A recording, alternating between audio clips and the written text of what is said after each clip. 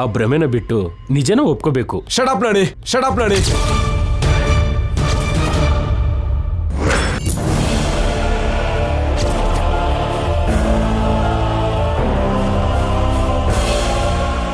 ನೀವು ಕೋಪ ಮಾಡ್ಕೊಂಡ್ರು ನಿಜ ಇದೆ ಸರ್. ಗಂಗಾ ಮೇಡಮ್ ಅವರು ಜೀವಂತವಾಗಿಲ್ಲ. ಶಾಪದಿಂದ ಅವರು ಸತ್ತೋಗ್ತಾರೆ ಅಂತ ಗೊತ್ತಾಗಿ ನಿಮ್ಮನ್ನ ಪ್ರಿಪೇರ್ ಮಾಡಿದ್ರು. ಎಷ್ಟೋ ಸಾರಿ ಅವರು ನಿಮ್ಮಿಂದ ದೂರ ಆಗ್ತೀನಿ ಅಂತ ಇಂಡೈರೆಕ್ಟ್ ಆಗಿ ಹೇಳಿದ್ರು. ಅವ್ರು ಇಲ್ದಿರೋ ಪ್ರಪಂಚಕ್ಕೆ ನಿಮ್ಮನ್ನ ಅಭ್ಯಾಸ ಮಾಡಬೇಕು ಅನ್ಕೊಂಡ್ರು. ಗಂಗಾ ಮೇಡಮ್ ಕೊನೆ ದಿನಗಳಲ್ಲಿ ನಿಮ್ಮ ಬಗ್ಗೆನೇ ಜಾಸ್ತಿ ಯೋಚನೆ ಮಾಡ್ತಿದ್ರು. ಅವ್ರು ಇಲ್ಲದೆ ಇದ್ರು ನೀವು ಸಂತೋಷವಾಗಿರ್ಬೇಕು ಅಂತ ಕೇಳ್ಕೊಂಡ್ರು. ನೀವು ಒಂಟಿ ಆಗಬಾರ್ದು ಅಂತ, ನಿಮ್ಗೊಂದು ಜೊತೆ ಇರಬೇಕು ಅಂತ ಆಸೆ ಪಟ್ರು. ಅದಕ್ಕೆ ಸರ್, ನೀವು ನಿತ್ಯ ಅವ್ರನ್ನ ಮದುವೆ ಮಾಡ್ಕೋಬೇಕು. ಇದು ನಮ್ಮೆಲ್ಲರ ಕೋರಿಕೆ ಅಲ್ಲ, ಗಂಗಾ ಮೇಡಮ್ ಅವರ ಕೊನೆ ಕೋರಿಕೆ. ಯೋಚನೆ ಮಾಡಿ ಸರ್.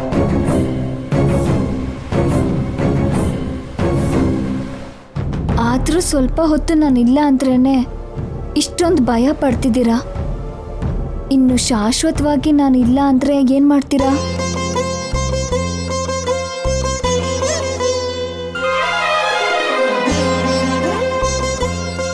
ಸಾರಿ ಸರ್,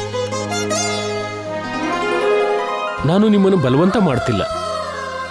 ಮೇಡಮ್ ಅವ್ರ ಮನಸ್ಸು ಗೊತ್ತಿರೋನಾಗಿ, ಮೇಡಮ್ ಅವ್ರನ್ನ ಅರ್ಥ ಮಾಡ್ಕೊಂಡಿರೋನಾಗಿ ಹೇಳ್ತಿದ್ದೀನಿ. ತಪ್ಪಾಗಿ ಮಾತಾಡಿದರೆ ಕ್ಷಮಿಸಿ ಸರ್.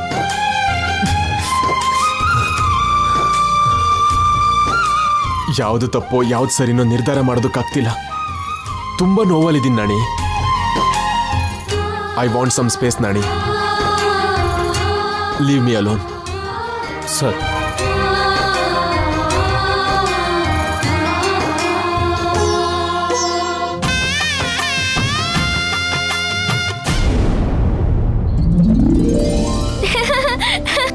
ಕಣಿ ಹೇಳ್ತೀನಮ್ಮ, ಕಣಿ ನಡೆಯೋದು ಹೇಳ್ತೀನಿ, ಮುಂದೆ ನಡೆಯೋದು ಹೇಳ್ತೀನಿ. ಕಣಿ ಹೇಳ್ತೀನಮ್ಮ, ಕಣಿ. ಏನಮ್ಮ ಕಣಿ ಕೇಳ್ತೀಯನಮ್ಮ? ಏನ್ ತಾಯಿ ಕಣಿ ಕೇಳ್ತೀಯನಮ್ಮ?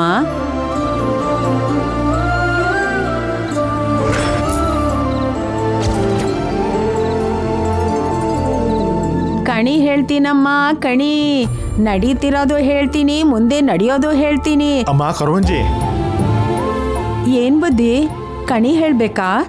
ಈ ವಯಸ್ಸಲ್ಲಿ ಭವಿಷ್ಯ ತಿಳ್ಕೊಂಡು ನಾನೇನ್ ಮಾಡ್ಬೇಕಮ್ಮ? ಬಾ ನನ್ನ ಮಗಳಿಗೆ ಹೇಳು. ನಡೀರಿ.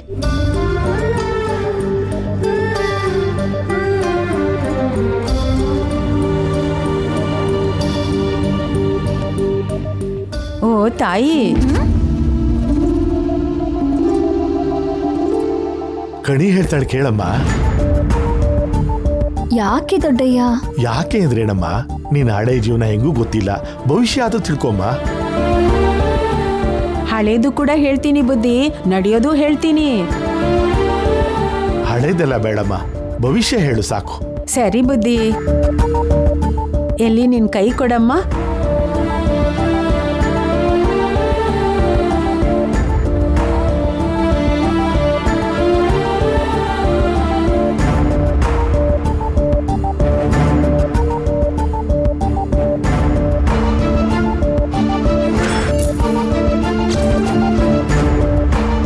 ಸಂಕೋಚ ಪಟ್ಕೋಬೇಡಮ್ಮ. ಸಂಕಟನೂ ಹೇಳ್ತೀನಿ, ಸಂತೋಷನೂ ಹೇಳ್ತೀನಿ. ಕೈ ಕೊಡಮ್ಮ, ಕೊಡಮ್ಮ.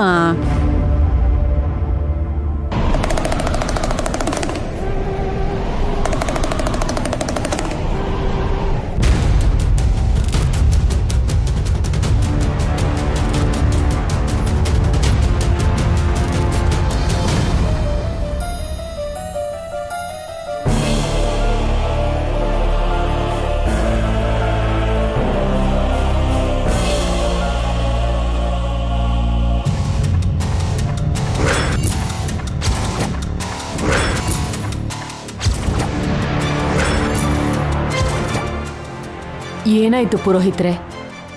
ಜಾತಕದಲ್ಲಿ ಏನಾದರೂ ದೋಷ ಇದೆಯಾ? ದೋಷನಾ? ಅಂಥದ್ದೇನೂ ಇಲ್ಲ ಬುದ್ಧಿ. ಈ ತಾಯಿ ಒಳ್ಳೆ ಜಾತಕದವಳು.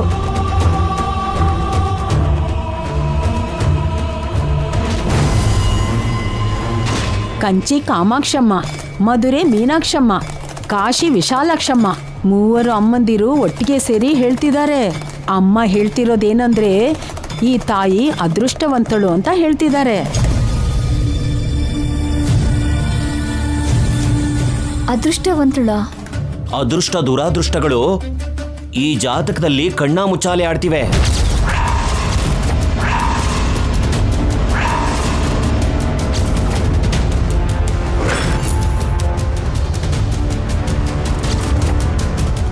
ಗ್ರಹ ಕೂಟಗಳಿಗೆ ಗ್ರಹಣ ಹಿಡಿದಿರೋ ಹಾಗಿದೆ.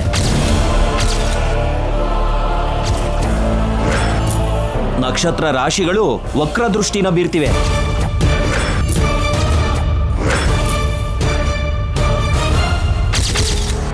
ಇದು ಅಸಂಭವದ ಹಾಗೆ ತೋಚುತ್ತಾ ಇದೆ.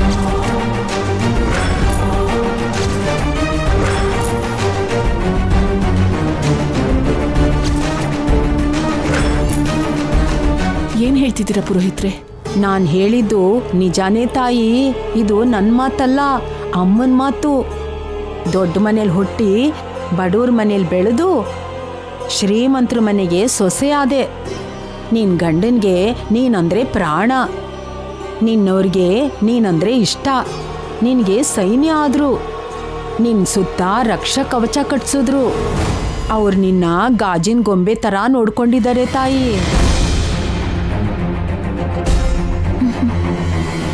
ಅಷ್ಟು ಇಷ್ಟ ಇದ್ದವರು ನನ್ನ ಯಾಕೆ ಬಿಟ್ಟು ಹೋಗ್ತಾರೆ? ಅವರು ನಿನ್ನ ಬಿಟ್ಟಿಲ್ವೇ ತಾಯಿ? ಒಂದ್ ಗಂಡಾಂತರ ನಿನ್ನನ್ನು ಎತ್ಕೊಂಡು ಬಂದಿದೆ.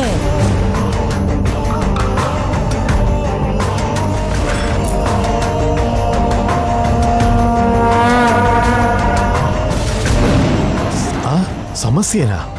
ಸಮಸ್ಯೆ ಏನಾದ್ರೂ ಇದ್ರೆ ಹೇಳಿ ಪುರೋಹಿತ್ರೆ. ಸಮಸ್ಯೆ ಎಲ್ಲ ಪರಿಹಾರ ಆಗಿದೆಯಮ್ಮ. ಈ ಮನೆಗೆ ಆವರಿಸಿದ್ದ ಕತ್ಲು ದೂರ ಆಗಿ ಬೆಳಕಿನ ಕಿರಣಗಳು ಬರುತ್ತೆ.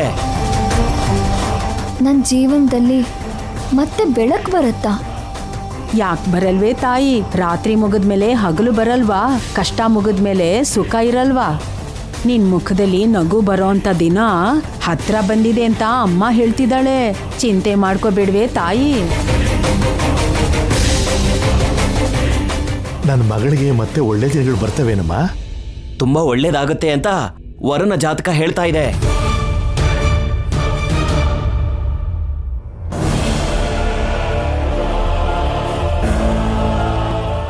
ಅಂದ್ರೆ ಜೈಗೂ ನಮ್ ಸ್ವಪ್ನಂಗೂ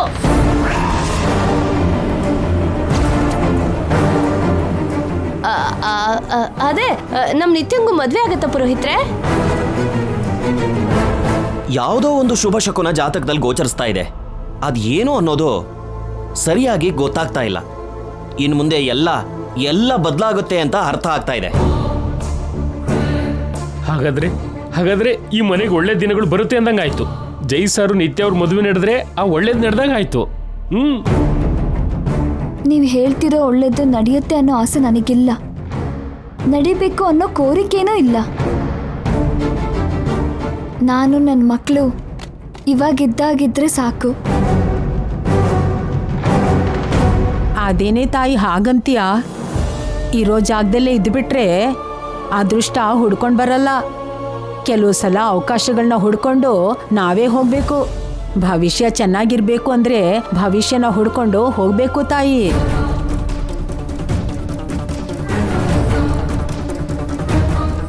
ಏಳು ವರ್ಷ ಈ ಮನೆ ಹಿಡ್ಕೊಂಡು ಪೀಡಿಸಿದ ನಿಶಬ್ದ ನಾಳೆ ದೂರ ಆಗತ್ತೆ. ನಾಳಿನ ಸೂರ್ಯೋದಯ ಈ ಮನೆಗೆ ಹೊಸ ಬೆಳಕಿನ ಕಿರಣವನ್ನ ತಗೊಂಡು ಬರುತ್ತೆ. ನಾಳೆ ನಿಮ್ಮೆಲ್ಲರ ಜೀವನ ಕೂಡ ತಿರುವು ಪಡ್ಕೊಳ್ಳುತ್ತೆ.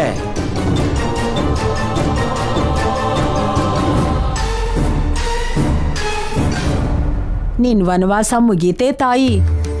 ಇನ್ನು ಈ ಜಾಗನ್ ಬಿಟ್ಟು ಹೋಗೋ ಸಮಯ ಬಂದಿದೆ. ನಿನ್ ಪ್ರಯಾಣ ಶುರು ಆಗ್ಬೇಕು. ನಾಳೆ ಬೆಳಿಗ್ಗೆ ನಿನ್ ಹಣೆ ಬರಹ ಬದಲಾಗತ್ತೆ ಅಂತ ಅಮ್ಮ ಹೇಳ್ತಿದ್ದಾಳೆ. ನಾಳೆ ಬೆಳಿಗ್ಗೆ ನಿನ್ ಜೀವನಕ್ಕೆ ಬೆಳಕು ಸಿಗತ್ತೆ ತಾಯಿ.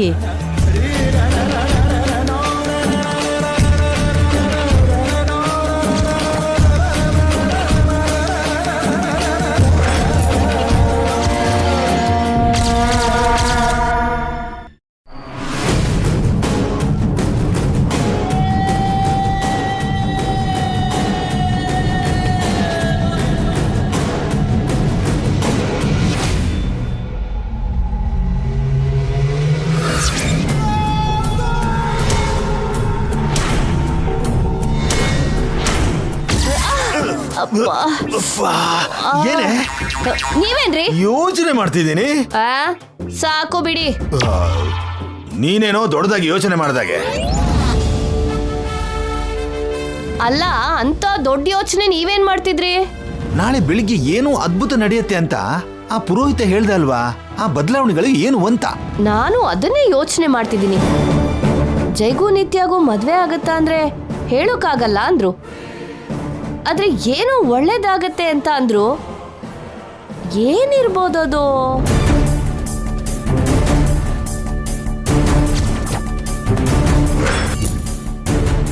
ಅವರ ಮದ್ವೆನ ಮೀರ್ಸೋ ಒಳ್ಳೇದು ಏನಿರತ್ತಪ್ಪ?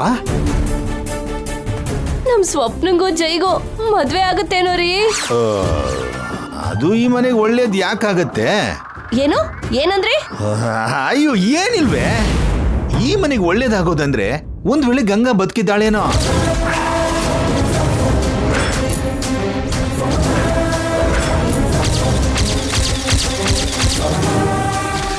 ಅವಳು 7 ವರ್ಷದ ಹಿಂದೆನೆ ಶಾಪದಿಂದ ಸತ್ ಹೋದ್ಲಲ್ಲ.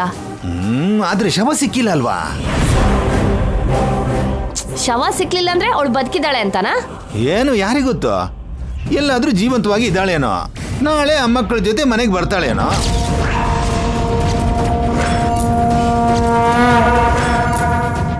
ಬರೋಳೆ ಆಗಿದ್ದಿದ್ರೆ ಯಾವತ್ತೋ ಬರ್ತಿದ್ಲು. ಇಷ್ಟು ದಿನ ಯಾಕಿರ್ತಿದ್ಲು? ಜೈನ ಈ ಮನೆನ ಬಿಟ್ಟಿರೋ ಅಂತ ಅವಳಲ್ಲ. ಅವಳು ಒಂದ್ ಕಡೆ ಸಾವಿಗೆ ಸಿದ್ಧಪಟ್ಟು ಮತ್ತೊಂದ್ ಕಡೆ ಬದುಕ್ಬೇಕು ಅಂತ ಯಾಕೆ ಹೋರಾಟ ಮಾಡ್ಲಿಲ್ಲ? ಅದು ನಿಜನೇ ಅಂದ್ಕೋ, ಆದ್ರೆ ಜೈಗೆ ಈ ಮನೆಗೆ ಒಳ್ಳೇದಾಗೋದಂದ್ರೆ ಗಂಗಾ ವಾಪಸ್ ಬರೋದ್ ಬಿಟ್ರೆ ಮತ್ತೇನ್ ನಡೆಯತ್ತಪ್ಪ? ನೀವ್ ಆ ಗಂಗಾ ವಿಷಯ ಬಿಟ್ಬಿಡ್ರಿ. ಅವಳು ಸತ್ ಹೋಗಿದ್ದಾಳೆ. ಬದುಕಿದ್ದಾಳೆ ಅನ್ನೋ ಮಾತೇ ಇಲ್ಲ. ಬದುಕಿದ್ರು ಇಷ್ಟು ದಿನ ಬರ್ದಿರೋಳು ಇವಾಗ ಯಾಕೆ ಬರ್ತಾಳೆ ಹೇಳಿ? ಅವಳು ಈ ಬೆಂಗಳೂರಿಗೆ ಬರಲ್ಲ ಅಂದ್ರೆ ಬರಲ್ಲ.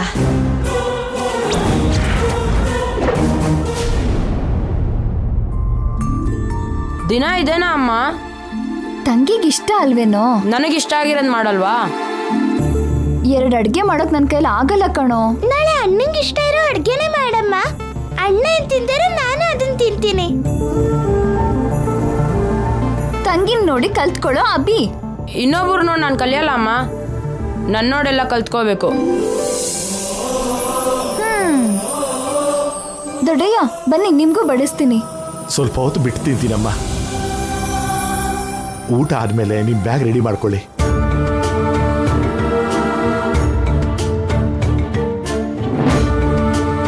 ಹನ್ನೊಂದು ಗಂಟೆಗೆ ಬೆಂಗಳೂರು ಬಸ್ಸು, ಟಿಕೆಟ್ ಕೂಡ ಬುಕ್ ಮಾಡಿದ್ದೀನಿ.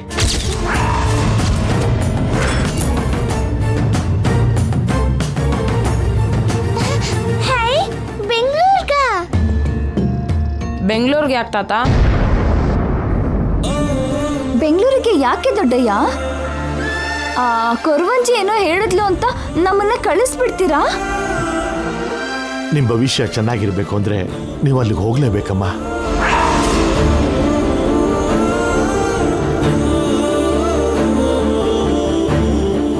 ಅಥವಾ ನಾವು ಭಾರ ಆಗಿದ್ದೀವಿ ಅಂತ ನಮ್ಮನ್ನ ದೂರ ಮಾಡ್ಬೇಕು ಅನ್ಕೋತಾ ಇದ್ದೀರಾ? ಎಂತ ಮಾತು ಹೇಳ್ದಮ್ಮ. ಮರಕ್ಕೆ ಕಾಯಿ ಬಾರನ, ನೀನ್ ಯಾವತ್ತೂ ನನಗೆ ಭಾರ ಆಗಲ್ಲ. ಮತ್ತೆ ಬೆಂಗಳೂರಿಗೆ ಯಾಕೆ ಹೋಗ್ಬೇಕು ದೊಡ್ಡಯ್ಯ? ಬೆಂಗಳೂರು ತುಂಬಾ ಚೆನ್ನಾಗಿರ್ತಂತೆ ಅಮ್ಮ, ನನ್ನ ಫ್ರೆಂಡ್ ಹೇಳಿದ್ಲು. ನೀನಿರು ದಿವ್ಯಾ, ಬೆಂಗಳೂರಿಗೆ ಹೋಗೋದು ಅಮ್ಮಂಗೆ ಇಷ್ಟ ಇಲ್ಲ. ದಿವ್ಯಾ ಹೇಳ್ದಂಗೆ ಬೆಂಗಳೂರು ತುಂಬಾ ಚೆನ್ನಾಗಿರುತ್ತೆ ಕಣೋ. ಅಲ್ಲಿ ಒಳ್ಳೊಳ್ಳೆ ಸ್ಕೂಲ್ ಇರುತ್ತೆ, ನೀನ್ ಚೆನ್ನಾಗಿ ಓದ್ಬೋದು. ನಾವೆಲ್ಲೂ ಕೂಡ ಚೆನ್ನಾಗಿ ಓದ್ತಾ ಇದೀವಲ್ಲ ತಾತ. ದಿವ್ಯಾನು ನಾನು ಒಳ್ಳೆ ಮಾರ್ಕ್ಸ್ ತೆಗ್ದಿದ್ದೀವಲ್ಲ. ಹಾಗಲ್ವೋ, ಈ ಊರು ಬೇರೆ ಬೆಂಗಳೂರು ಬೇರೆ. ಗೊತ್ತಿಲ್ದಿರೋ ಊರಲ್ಲಿ ನಾವು ಹೇಗ್ ಬದುಕ್ಬೇಕು ದೊಡ್ಡಯ್ಯ? ನಿನ್ಗೆ ಆ ಭಯ ಬೇಡಮ್ಮ. ನನ್ನ ತಮ್ಮನ ಮಗ ಕುಮಾರ ಬೆಂಗಳೂರಲ್ಲಿ ಕ್ಯಾಬ್ ಡ್ರೈವರ ಕೆಲಸ ಮಾಡ್ತಾ ಇದ್ದಾನೆ. ಅವನಿಗೆ ಫೋನ್ ಮಾಡಿ ನಿನ್ ಬಗ್ಗೆ ಎಲ್ಲ ವಿವರವಾಗಿ ಹೇಳಿದೆ.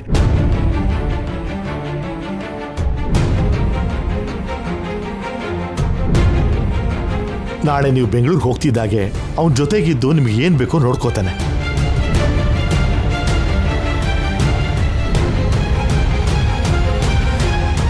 ನಿಮಗೊಂದು ಒಳ್ಳೆ ಮನೆ ಕೂಡ ನೋಡಿರ್ತೀನಿ ಅಂತ ಹೇಳಿದಾನಮ್ಮ. ಅವನೇ ಅಲ್ಲಿ ನಿನಗೆ ಯಾವ್ದಾದ್ರು ಕೆಲಸ ಕೊಡಿಸ್ತಾನಮ್ಮ.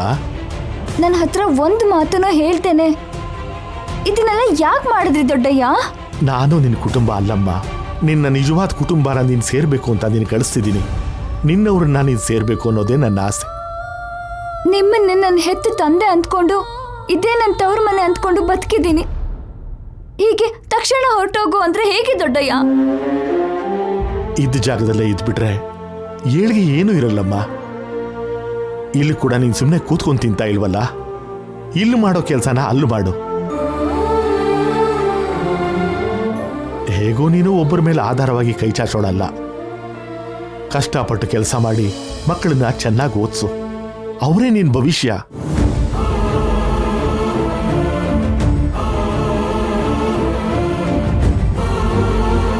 ಕಷ್ಟದ ಬಗ್ಗೆ ನನಗೆ ಯಾವ ಚಿಂತೆನೂ ಇಲ್ಲ. ದಿಕ್ಕು ದೆಸೆ ಇಲ್ತೇನೆ ನಾನು ಅಲ್ಲಿ ಹೇಗಿರೋದು? ಇಲ್ಲ ಅಂದ್ರೆ ನೀವಿದ್ದೀರಾ, ಅಲ್ಲಿ ಯಾರು ಇರ್ತಾರೆ? ದೇವ್ರಿದಾನಮ್ಮ, ನಿನ್ ಜೊತೆ ಇರ್ತಾನೆ. ಅದಲ್ಲ ದೊಡ್ಡಯ್ಯ. ಇನ್ನೇನು ಹೇಳ್ಬೇಡಮ್ಮ. ಇನ್ನೊಂದು 2 ಗಂಟೆಯಲ್ಲಿ ಬಸ್ ಇದೆ, ನೀವು ಬೆಂಗಳೂರಿಗೆ ಹೋಗ್ತಾ ಇದ್ದೀರಾ. ಆಗಲ್ಲ ಅಂದ್ರೆ ನನ್ನ ಮೇಲೆ ಆಣೆ. ದೊಡ್ಡಯ್ಯ ದೊಡ್ಡಯ್ಯ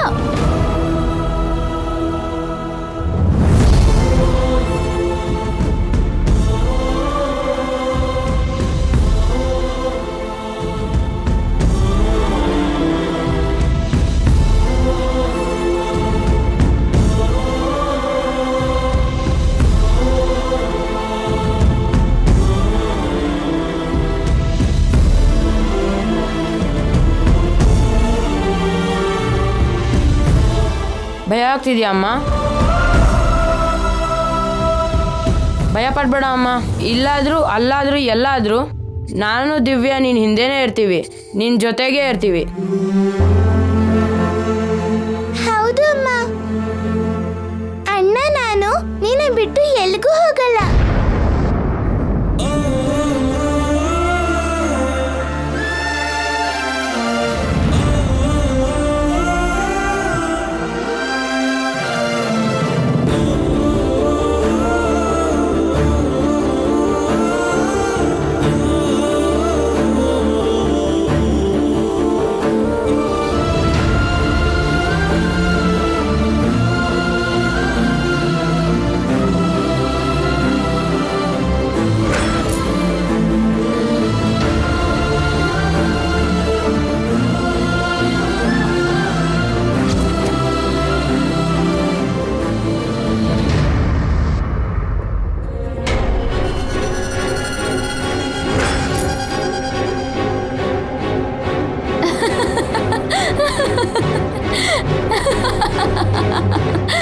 ಲೇ ಗಂಗಾ, ಸಾಧಿಸ್ದೆ ಕಣೆ.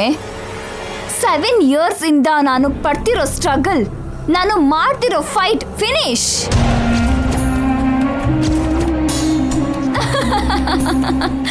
ನನ್ ಜೊತೆ ಮದ್ವೆಗೆ ಜೈ ಒಪ್ಕೊಂಡಿದ್ದಾನೆ. ಅತಿ ಶೀಘ್ರದಲ್ಲಿ ನಿನ್ ಪ್ಲೇಸಿಗೆ ನಾನು ಹೋಗ್ತಾ ಇದ್ದೀನಿ.